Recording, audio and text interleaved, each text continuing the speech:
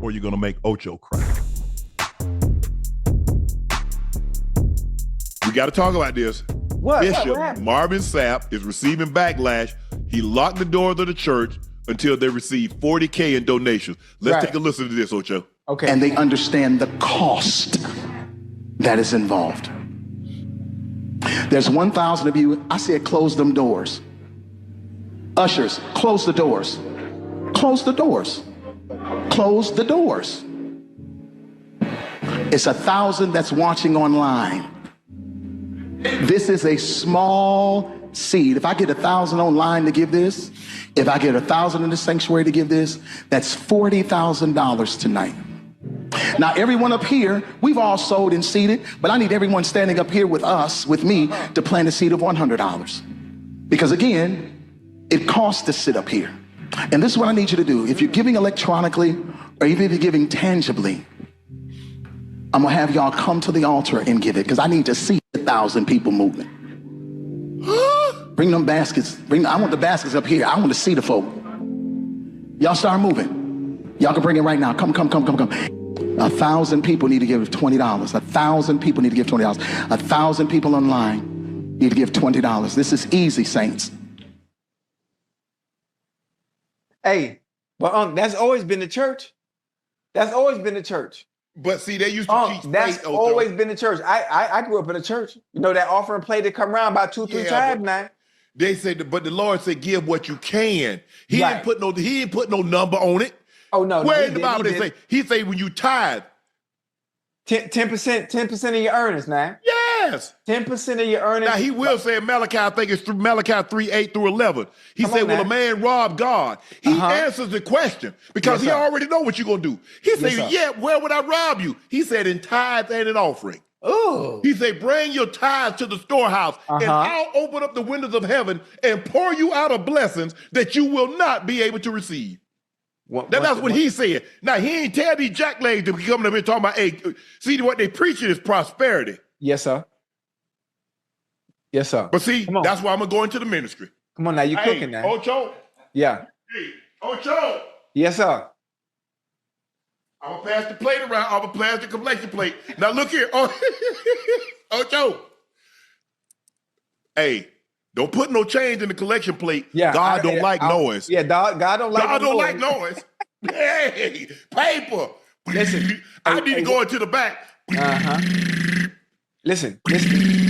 Hey, you know Marvin Sapp. Now the church, that's part of the building fund. The church need new windows. You ain't gonna tell me how much. You're not gonna tell me how much to give. He need a Rolex. Oh, he need a jet. Oh, he need a Rolls Royce. He need a Bentley. Yeah. Oh, he ain't gonna have a better. He ain't gonna have. If I'm working harder, he ain't gonna have a better car than me. Not that I'm donating to.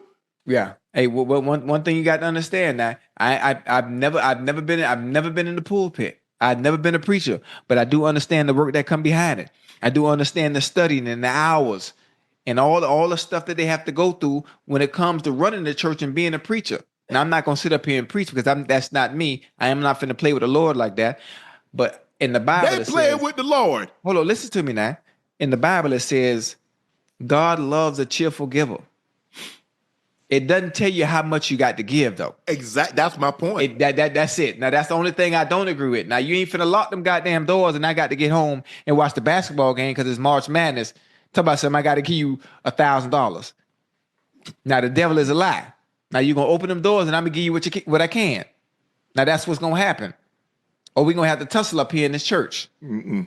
Yeah, then God going to have to come down there and pull me up off you. He going to have to... He gonna have to come down up off his throne because he's the Alpha and the Omega, the man that sits high and looks low. So he know I'm gonna be tearing your tail up in that church if you lock them doors and I can't get up out of there. But I'm saying, man, come on now, Ocho, they doing too much, Ocho. Hey, they doing too much, man. They're a trip. They a trip. Hey, it's a new church. I didn't even know pastors was a job. Because when I grew up, the pastor, he was the principal, he was a janitor, he cut hair. He wasn't no preacher full time. That wasn't the only job he had. Right. I swear, Ocho, I did not know that was a full-time job. Yeah, Chad, it I is. mean, maybe it's just me. Maybe that was just a Southern thing. Mm-hmm. But Yeah. I'm Hey, like, man. my pastor was a teacher at the school, or he was Yeah. the principal, or he was the custodian. He was the barber. Yeah. He did other things. He just didn't preach. Maybe that's just I don't know. Maybe Right. that's just me. Hey, but one thing you got to think, I'm not sure if Marvin Sapp has a mega church, but I understand what goes into it and what it entails when it comes to the overhead for a church of that magnitude with a congregation. Well, of stop that building a magnitude. church that big. Yeah, listen, I don't know. I ain't never been there. I ain't never been there. But listen, one thing I do, I love some preaching, boy. I love some preaching. Now, Grandma had me in the church, Sunday, Wednesday, Bible study. I led the choir. I was in the junior choir. I was a junior deacon. I did a little bit of everything. I'm gonna need to see where they said that in the Bible. It's not in there. And they locked the doors. Now, Oh, if it's they not see in that there. in the Bible, No, it's not in there. That's not in there. They rewrite their own story now. Yeah. We good for that. well, We see, good for it that. just goes to show you. Yeah. It used to be salvation was free, Uh-huh. but ministers have found a way to charge for salvation. Ooh. Salvation was free. But that's a good one there, boy. Man, they need to stop. Look, That's a good one there. and it's not the fact that it's $20. It's the fact that he's put a number on it. Right. You don't tell somebody what they should give. That's between them and their God, Yes, sir. not between the preacher trying to get money out your pocket. Yeah. Especially during these times. I give. I ain't got no problem giving. But he ain't gonna tell me how much to give. That ain't got nothing to do with him. That's between me. Hey, I'm gonna have to answer. No matter what you think of Shannon Sharp, Shannon's gonna have to answer for Shannon. Yeah. You can save one soul, your own. Yeah. You trying to tell me what I need to do. I'm gonna have to give an account for this. I'm gonna have to go before that man. And everything, he gonna say, you remember this? You remember that? Man, they need to. I don't be liking that, Ocho. I don't. Listen, I'm with you when you're right. I'm with you when you're right. Now, I'm not getting too upset about it because I come from the Baptist church. I've been there. I know what it's like from a little one until I was a senior. I remember sitting on them benches. We had wooden benches. You slide too much, you might get a splinter in your butt. We didn't have no cushion. We didn't have no cushiony seats. It leaked. They revamped it, but it was a church, and you felt the Lord come in there. Now they done got all these fancy things. Lord, like, I ain't coming by here. Yeah. Y'all play it in my name. Now, hey, y'all gonna have the answer for this. Hey, them were some good days. Now you got. I mean, just you mentioning that video just bring back memories at church with Grandma in Overtown. You know about Overtown, right, in Miami? Yeah. Mount Olivet Baptist Church. I'll never forget Reverend Clark. And then as I got a little older, my first pastor's name was Reverend Clark. For real?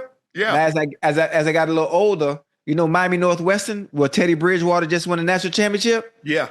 I started walking from my grandma's house on 44th and 11th. I started walking to New Birth because New Birth, they was at Miami Northwestern having church there, and I started going to see the Honorable Victor T. Curry, and became a part of that church. And now they over there in Opelika off 135th. Everybody that's a part of New Birth, I know you might see this. Victor T. Curry, I hope everything is good. I know I ain't been to church in a while. I ain't got no suits. But I love you, and I'm doing right. Ocho, but they've been preaching prosperity for the longest time. You remember the televangelists, see Reverend Ike, and they had Jimmy Swagger, and they had Jimmy. What you know about Jimmy? And Jimmy Swagger got up there talking about Father, I've sinned. You know what I'm saying? But I'm saying, y'all remember Rex Humbard? It was Jimmy Swagger, Rex Humbard. Reverend Ike was the first one because Reverend Ike was having you put $5 and send it in for the prayer cloth. I don't know if y'all remember that. Might have been before y'all time, chat, but I'm old enough to remember. That's one thing about being old. And once you get to a certain age, you realize that's your only purpose left to do is to get old.